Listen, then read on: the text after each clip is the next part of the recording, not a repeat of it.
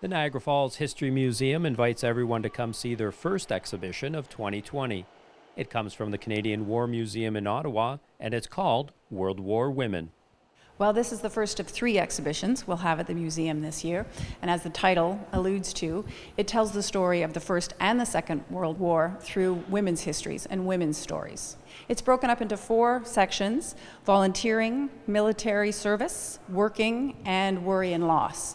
And then threads throughout those 4 sections focus on very specific stories told by very specific women. The exhibition features images, audiovisual material, oral history, and artifacts belonging to Canadian women from both World Wars.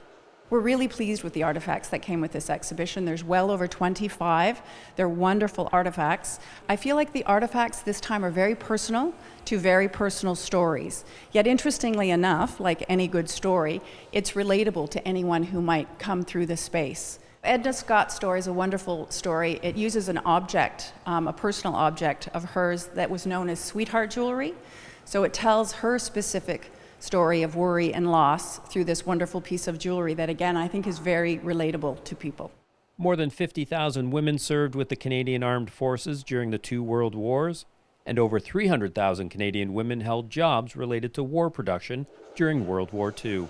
Women were very important overseas and, of course, at home. And the stories that this exhibition touches on reminds us of how important the female role was in history at that time.